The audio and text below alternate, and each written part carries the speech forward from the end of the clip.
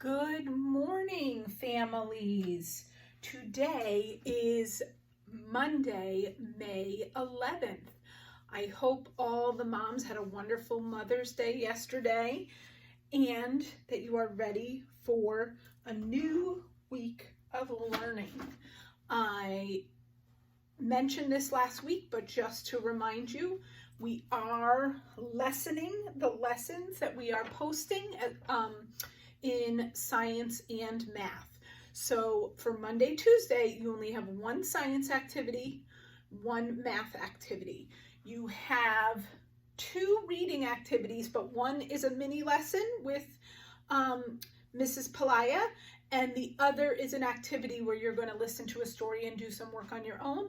And you only have one foundations activity with Mrs. Tanner and one writing activity with Mrs. Sexton. So a little bit less on the workload to hopefully make your week a little bit easier. Now, I would like to go through foundations, reading, and writing today, and then tomorrow I'll talk about science and math, but you do your work however it works into your timetable. Let's go through our diagraphs to start. You guys have been doing really good with them, but the more you practice them, the better you get. So let's start. C-K, sock, k. You try. C-K, sock, k. S-H, ship, sh. You try. S-H, ship, sh. Here's my next one. W-H, whistle, w. You try. W-H, whistle, w. T-H, thumb, you try. T-H, thumb. C-H, chin, ch. You try. C-H, chin, ch. Nice job. Now today, I am going to say some words and then we're going to build them together. Okay? So let's start with my first word. The first word I want to build is the word shed. Let's tap it out together. Ed, shed. So what do I hear first? Shh. That's one of our diagraphs. Do you remember what diagraph that is? Shh. Shh. S-H, ship, shh. So we're going to put our shh. Shh. Eh. Eh. What sound goes eh? E, ed, eh. Shh. Ed. D. What sound goes d? D. And remember, D has the ball first. Sh, ed, shed. Read it with me. Sh, ed, shed. Nice job. All right, here's my next one. With. Tap it with me. What if with. What. I know what that is. W, wind, what. Here it is. What. What. I, itch, I. What if. That's our diagraph. T-H, thumb. There it is. What if with. Read it with me. What if with. Nice job. All right, here's our next one. Ch, op. Tap it out with me. Ch, op. Chop. Ch, C-H, chin, ch. O, octopus, ch, p, ch, p, pan, p. Ch, up, chop. Read it with me. Ch, up, chop. All right, last word I want us to try is going to be whip. W, w, ip, whip. W, w. That's going to have our diagraph. W, w, W-H. W, oh, I, itch, it. W, ip, P, pan, p. W, ip, whip. Nice job. Another thing you're going to be doing today in your Fundations time is you're going to be using some of our sentence strips like we used to do in the classroom at Fundations time. So I came up with some sentences to use some of our sight words in them. The first sentence I want to practice is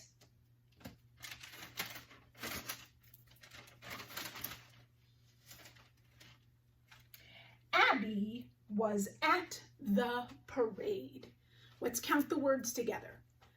Abby was at the parade. So I'm going to need 5 magnets, 5 strips, right? So let's start with the first one, Abby. That's my first word, and it's someone's name, so it's going to need a capital. So I'm going to put that one right there. Abby was, oops, sorry, echo, was at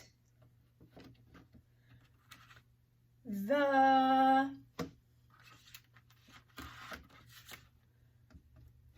parade.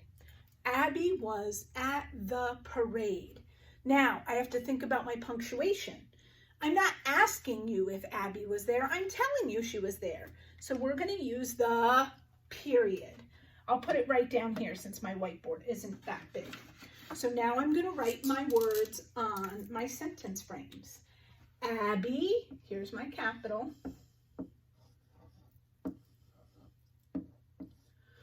was, that's a sight word we looked at last week with Mr. Sasuli.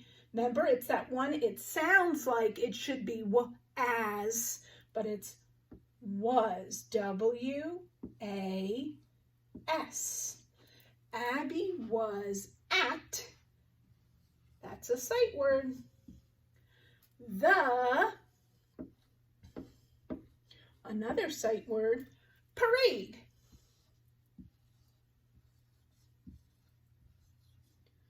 A lot of you were there. I saw you. And then I'm going to put my period right there. Now I'm going to read my sentence. Abby was at the parade. Read it with me. Abby was at the parade. Nice job. I want to try one more sentence.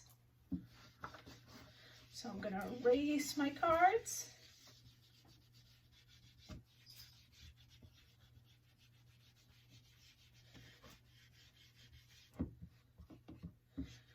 And my new sentence is going to be, why is she smiling? So let's start by counting the words.